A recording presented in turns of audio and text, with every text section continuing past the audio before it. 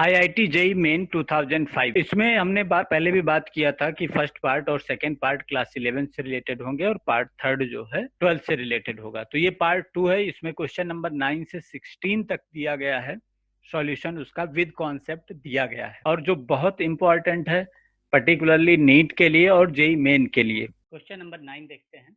Which of the following choices does not represent the same dimensions of the mentioned physical quantities? Heat, potential energy and work, electric flux, electric field and electric dipole moment, pressure, stress and Young modulus, potential difference, voltage and EMF of galvanic cell. Class 11th dimension first unit से question है ये। अगर option A को देखिए तो यहाँ पर दिया हुआ है heat, potential energy and work. ये तीनों क्या है? फॉर्म ऑफ एनर्जी, मतलब सेम फिजिकल क्वांटिटी को रिप्रेजेंट करते हैं। तो इसका मतलब क्या हुआ? तीनों का डायमेंशन सेम होगा। लास्ट ऑप्शन देखिए, पोटेंशियल डिफरेंस, वोल्टेज और ईएमएफ। ईएमएफ क्या होता है भाई? ईएमएफ होता है पोटेंशियल डिफरेंस। बस केवल डिफरेंस ये होता है इनके बीच में, पोटेंशियल डिफरेंस और ईएमएफ में, कि अगर पोटेंशियल डिफरेंस किसी नॉन इलेक्ट्रिक कॉज की वजह से हुआ है तो उसको हम ईएमएफ बोलते हैं, जैसे सेल में होता है, या आप इसको इलेक्ट्रोमैग्नेटिक इंडक्शन में मैग्नेट के मोशन की वजह से होता है, मैग्नेटिक फील्ड के चेंज होने की वजह से होता है, तो वहां पर भी हम पोटेंशियल डिफरेंस जो क्रिएट हुआ है उसको ईएमएफ बोलते हैं। तो ये तीनों भी सेम क्वांटिटी हैं, तो इनका भी सेम डायमेंशन आएगा। सी देखते हैं, प्रेशर, स्ट्रेस और यंग मॉडुलस। प्रेशर का फॉर्मूला क्या होता है? एफ अपॉन ए होता है। स्ट्रेस का फॉर्मूला क्या होता है? एफ अपॉन ए होता है।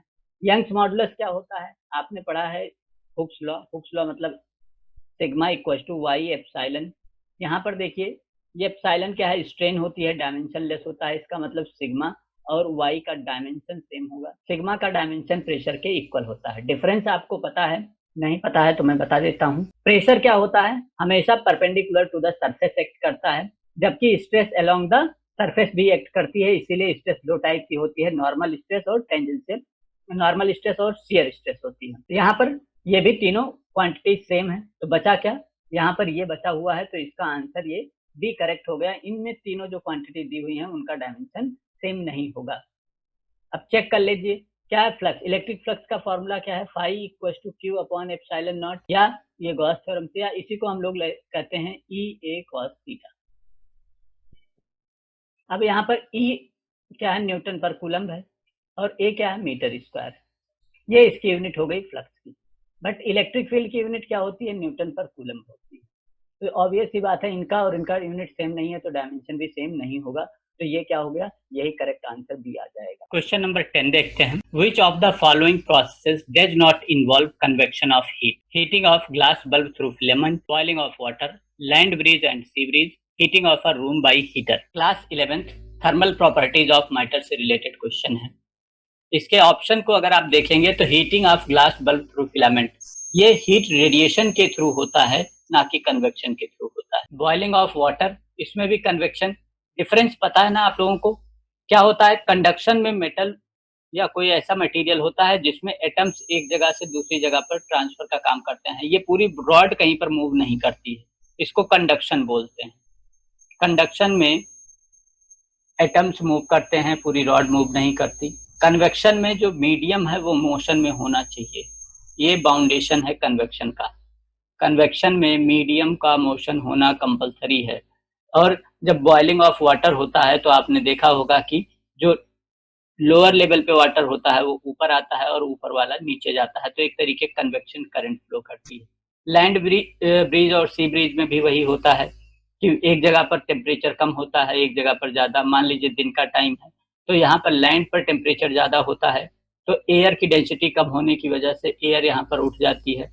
यहाँ से भारी वाली गैस जो होती है, एयर होती है, सी की साइड से वो यहाँ पर मूव कर जाती है और ये इधर मूव कर जाती है। तो ये कन्वेक्शन हो रहा है, मीडियम जो है वो ट्रांसफर हो रहा है।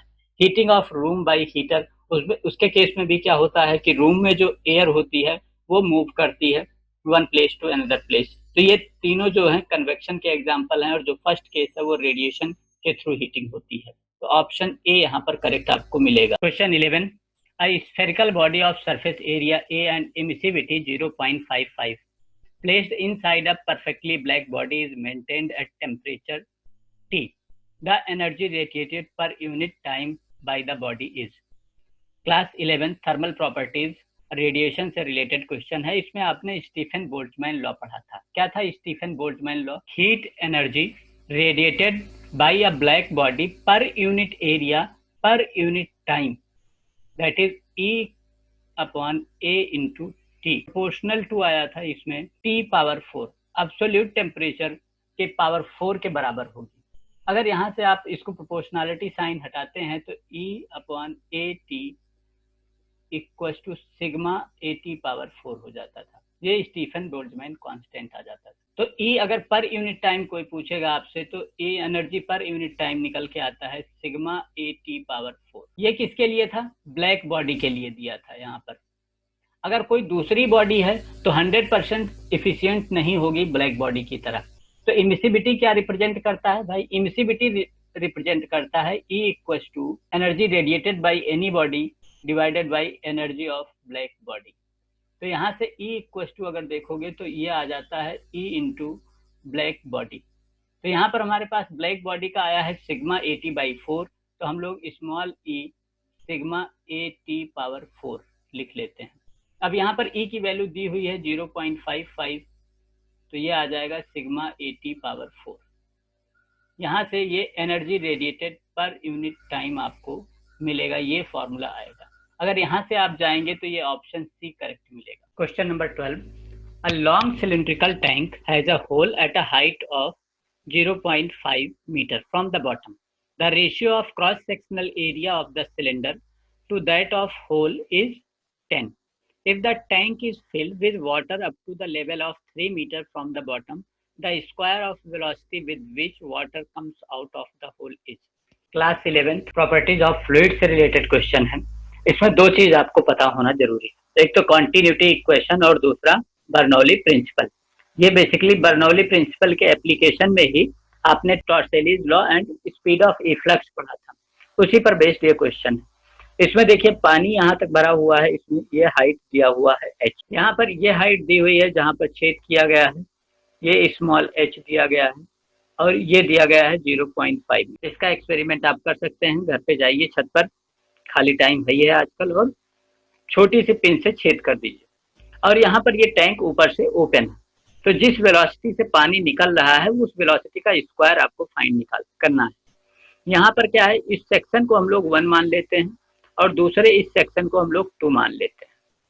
तो ऑब्वियस सी बात है, यहाँ पर जो वेलोसिटी निकल रही है, जिस वेलोसिटी से पानी निकल रहा है उसको V2, और यहाँ पर जिस वेलोसिटी से पानी नीचे आ रहा है, टैंक में पानी का लेवल नीचे आ रहा है, उसको हम लोग V1 मान लेते हैं। यहाँ पर एरिया A1 और इस वाले होल का एरिया A2 मान लेते हैं। अब देखिए सबसे पहले कॉन्टिन्यूटी इक्वेशन अप्लाई करते हैं। कॉन्टिन्यूटी इक्वेशन क्या होता है? A1 V1 equal to A2 V2। ये किस पर है? कंजर्वेशन ऑफ मास पर डिपेंड करता है। डेंसिटी अगर इक्वल होती है तो वो कैंसिल हो जाने के बाद ये निकल के आता है। अब यहाँ पर अगर देखिए तो एक्चुअल में आया क्या, V1 इक्वल टू आ गया यहाँ पर A2 upon A1 into V2। अब यहाँ पर देखिए A2 अपॉन A1 यहाँ दिया हुआ है, देखिए the ratio of cross sectional area of cylinder that is A1 to that of hole that is A2, ये दिया हुआ है इक्वल टू 10। तो यहाँ से A2 अपॉन A1 निकल के आ जाता है कितना, 1 अपॉन 10। इसकी वैल्यू इसमें डाल दीजिए तो यहाँ से V1 इक्वल टू निकल के आ जाएगा V2 अपॉन 10। ये एक कंडीशन हमें मिल गई। अब बर्नौली प्रिंसिपल क्या कहता है? ये एनर्जी कंजर्वेशन पर बेस्ड होता है। ये कहता है sum of pressure and kinetic energy per unit volume, potential energy per unit volume is constant for any section.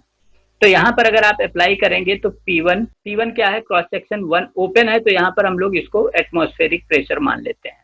तो ये आ जाता है क्या, P1 की जगह पर PA प्लस हाफ रो, kinetic energy per unit volume का फॉर्मूला होता है हाफ रो V स्क्वायर, तो हाफ रो V क्या है, V1 स्क्वायर प्लस रो जी एच, हाइट कितनी है क्रॉस सेक्शन 1 की, तो वो capital H equal to P2 क्या है, यहाँ पानी जो निकल रहा है वो भी एटमॉस्फेयर में निकल रहा है, तो यहाँ पे PA आ जाएगा plus half rho V2 square plus rho g, और इसका हाइट कितना है, स्मॉल h।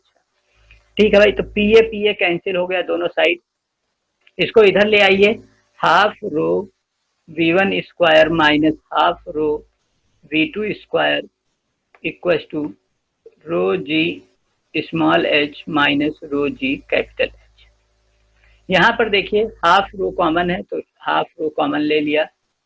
V1 की वैल्यू क्या दी हुई है, V2 अपॉन 10, तो ये आ जाएगा V2 square upon 100 minus V2 square equal to rho g common ले लिया small h minus capital H। V2 square minus 100 V2 square, तो ये आ जाएगा 99 minus 99 V2 square upon 100 equal to G into H minus capital. अब यहाँ सबकी value दी हुई है।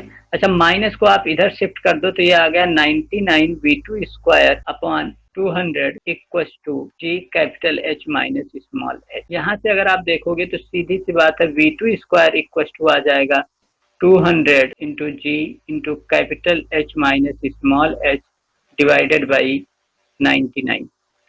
अब इसमें 200 स्मॉल जी की वैल्यू कितनी होती है, जी की वैल्यू 10 ले लेते हैं इंटू कैपिटल H 3 है माइनस 0.5 दिया हुआ है डिवाइडेड बाई 9, तो ये अप्रोक्सीमेटली 50 के आ गया। तो ऑप्शन अगर आप देखोगे तो 50.5 आंसर यहाँ से मिल जाएगा। अब हमारा 50 क्यों आया है, क्योंकि मैंने यहाँ पर 100 को 99 से कैंसिल कर दिया था, तो यहाँ 50 के बजाय 55 आ जाता है, तो ऑप्शन यहाँ पर बी आपको करेक्ट मिल जाएगा। Question number 13, the graph in the figure display the energy density E lambda versus wavelength lambda of emitted radiations from three sources namely sun, welding arc and tungsten filament. The graph corresponds to.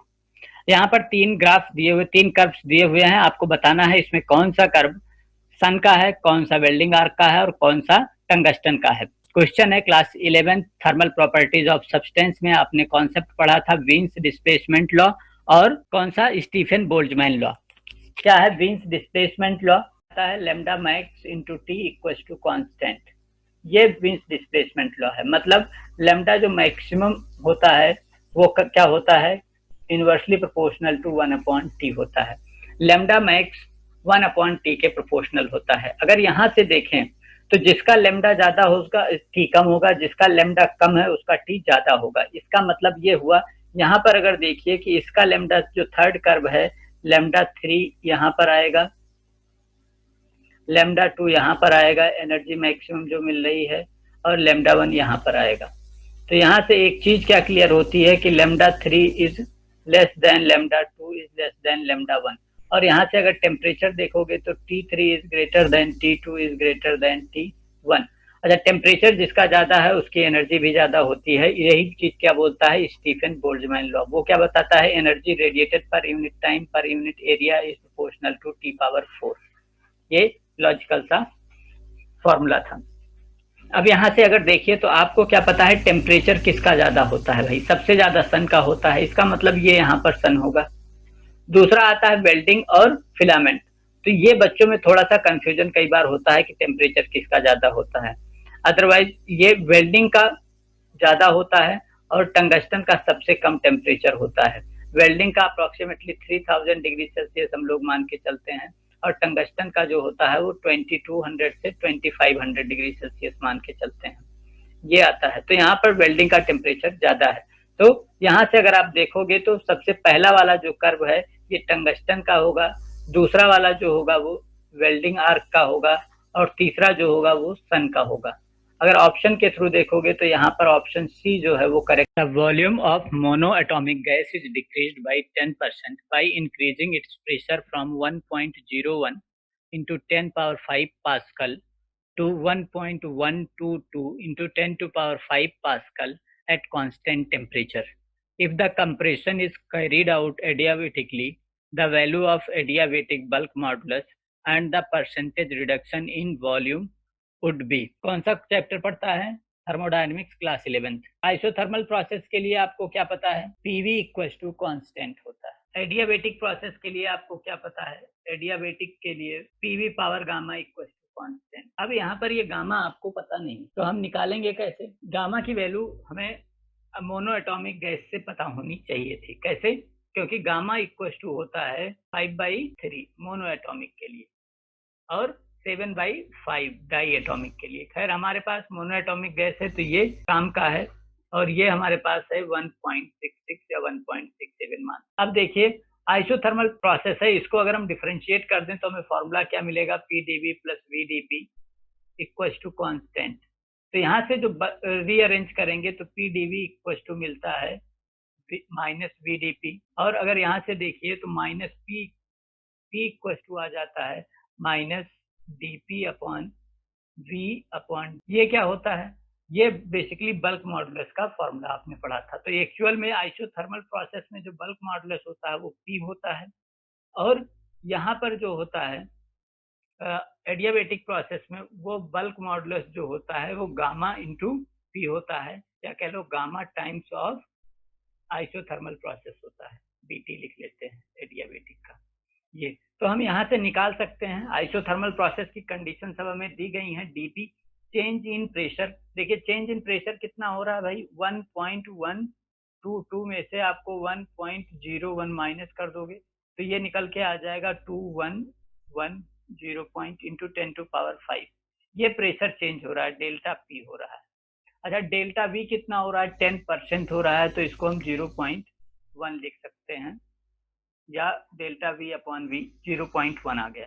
तो यहाँ पर value डाल दीजिए तो ये आ गया 0.112 into 10 to power 5 upon delta V की वैल्यू दी हुई है हमारे पास कितना 0.1, या बेसिकली एक तरीके से कह लो कि ये प्रेशर यहाँ से निकल के आ गया। तो ये कितना आया यहाँ से, B इक्वल टू हमारे पास आ गया कितना 1.12 इंटू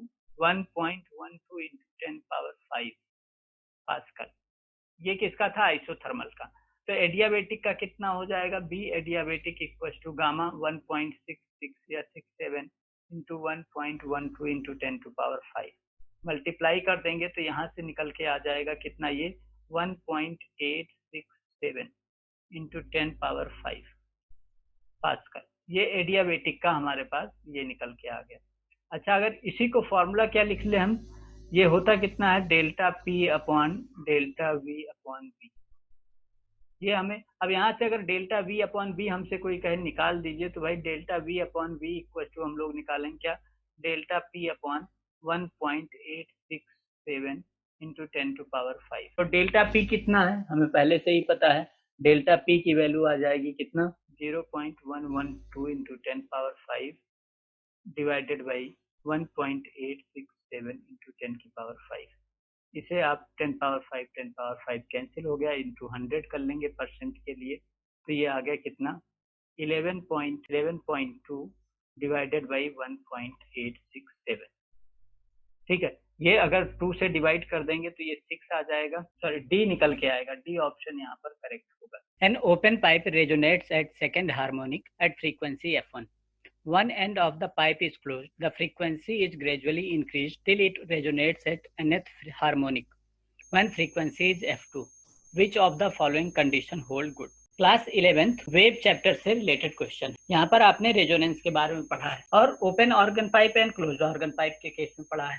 ओपन ऑर्गन पाइप क्या होती है भाई, इस तरीके से होती है, दोनों एंड पर ओपन होती है, इसलिए यहाँ पर इस तरीके से हम लोग वो बनाते थे, और ये जो वैल्यू हमको मिलती थी ये क्या मिल जाती थी, फ्रीक्वेंसी फर्स्ट केस में यहाँ पर लेमडा बाई 4, तो ये आ जाता था L equal to lambda by 2 या लेमडा इक्वल टू 2L आ जाता था, लेमडा इक्वल टू 2L आ जाता था।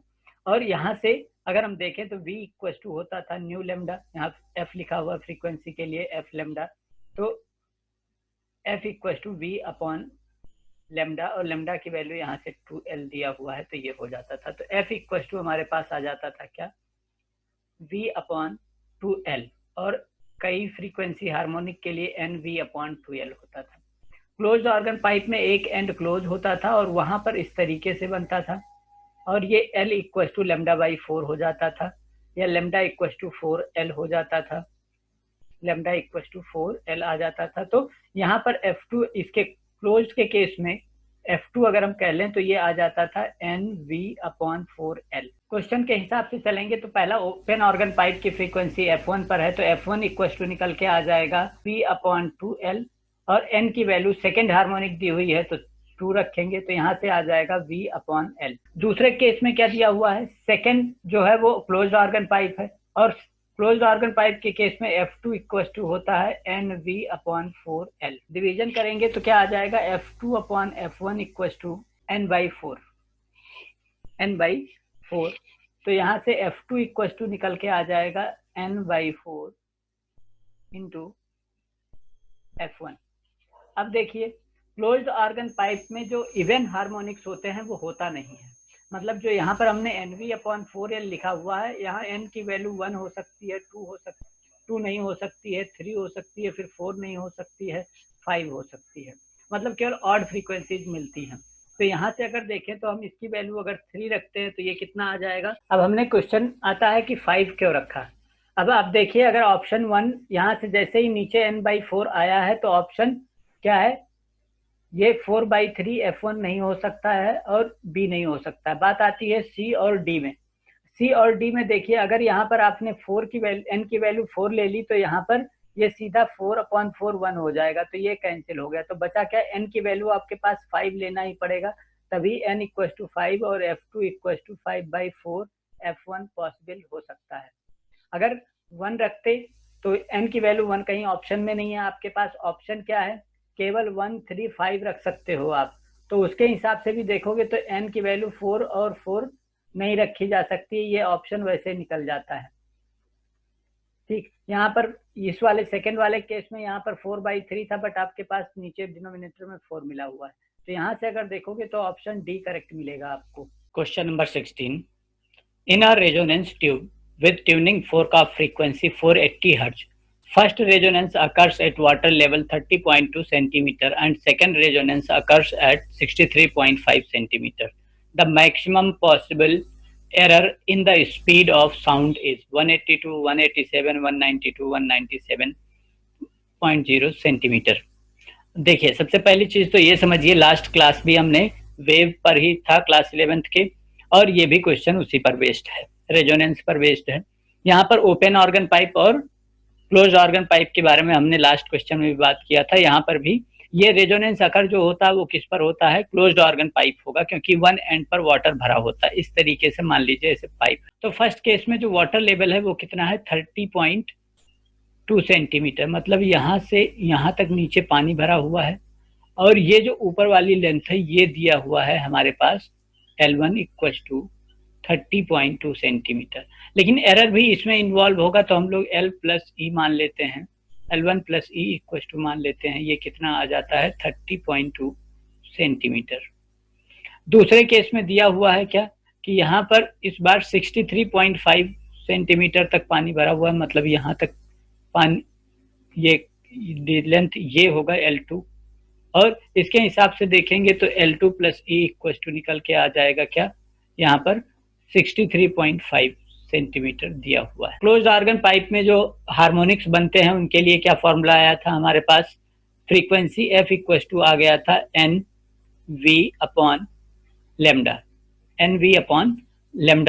और या कह लो कि इसके केस में 4L होता है, लैम्डा इक्वल टू, तो हम लोग 4L लिख सकते हैं। तो F इक्वल टू आ गया था NV/4L क्लोज्ड ऑर्गन पाइप में। तो फर्स्ट रेजोनेंस कहाँ पर अकर हो रहा है, 63.5 पर।